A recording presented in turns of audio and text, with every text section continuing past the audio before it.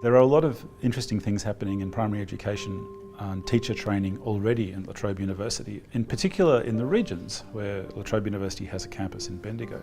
And there's one in particular which is called MSTIE, which is Multidisciplinary Science Teacher Integration Education.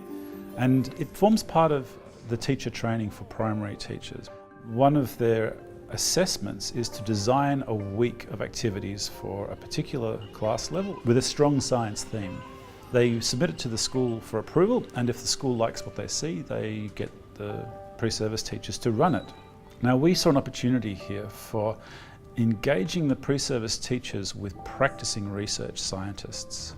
That's one of the core innovations of the REMSTEP platform. Olivia and myself have been working with Year 1 students at Girton Grammar, and we have been focusing on physical and chemical change. We asked David to come to Bendigo to help us with the liquid nitrogen. So we explained to the students that we would be getting a visiting scientist or a visiting expert. Because we were so involved with making crystals, we also told them that that was his specialty and that's what he knew lots and lots about. So that really guided some of our questions. We just loved watching our crystals grow. But Ben, what were we wondering? How did the crystals form? So how did the crystals form? That's the question. In a liquid, the atoms are kind of going like this. They're moving around and they're bouncing across each other. And when you cool them down, they go slower and slower until eventually they all just sort of clump together. It seems to be commonly agreed that something magic happens when a scientist is put in touch with pre-service teachers and students. We're trying to articulate exactly what it is. And one of the first things we realised was that the MSTIE program gave us an opportunity to think with our hands, if you like. When David put the flour in the liquid nitrogen, got all, the leaves got all curly because it was really cold, but when I stepped on it, it was really hot. I put the pre-service teachers in touch with technicians and late-stage postgraduate students to try and brainstorm ideas of activities they could do in the schools that are hands-on. We totally committed to a hands-on learning by doing experience. And we found very quickly that we could help enormously with very simple technical support. If I get the liquid nitrogen and I put it on a balloon, what do you think is going to happen? You think it's going to pop? You think it might get smaller? Why do you think it might get smaller?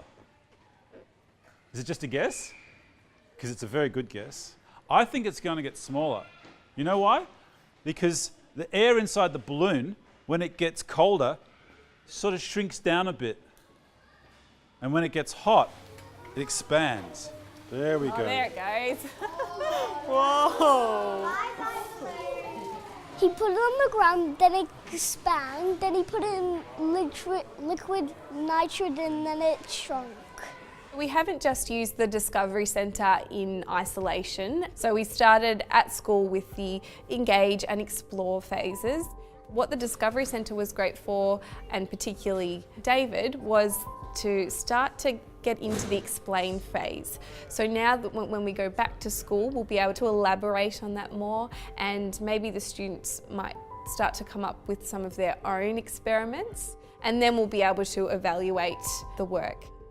A really important part of coming to the Discovery Centre is moving through the centre with your students and talking to them. The conversations that come out of the experiments and activities are really important. What do you think is going to happen when we move this across the board? What do you predict will happen?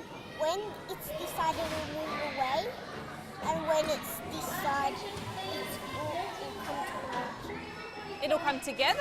Wow. So did you want to move this across the board and we'll see what happens? We've talked lots about predicting, and they have lots of great describing words and thoughts about what might happen. They're great at observing things. We've observed spaghetti change, we've observed popcorn changing, and they can come up with some great words to describe what they're seeing. And we're getting to the explain part now. You find out your practicum placement a full term before you go out and teach the unit of work. So we visited Girton every week last term, which was fantastic. We got to know the students really well. Also having a full term to prepare the unit of work, because it's 15 lessons. So it was great to have that preparation time and the preparation time with the students and getting to know them. At present we have 3 groups of year ones, and so the student teachers have taught the same lesson 3 times, and in that's been a wonderful experience for them, because during that lesson, each lesson, they could modify each of the lessons just to fit with the children. We love the idea of having the MSTIE experience in 4th term, because at this stage of the year ones have grown in confidence, and science is their absolute love. It's really good to have a scientist to see, because I've never seen a real scientist before. For children to see a real live scientist in operation has been a wonderful experience for them, and it has further expanded and consolidated their understanding of the topic that we're studying. Organising an excursion was a real challenge. It's something Olivia and I hadn't done before, but we were really grateful to have that experience. And we were actually a little bit nervous about today and how it would go and what would happen, but we were really pleased that the kids were engaged and had lots of great questions and were really interested in what we were doing. I have had 7 groups of MSTIE students whilst I have been at Girton. Whenever the opportunity arises to have a MSTIE student, I would have to say I'd be the first person to volunteer, because I know of the quality teaching the students present to my children, filled with rich experiences.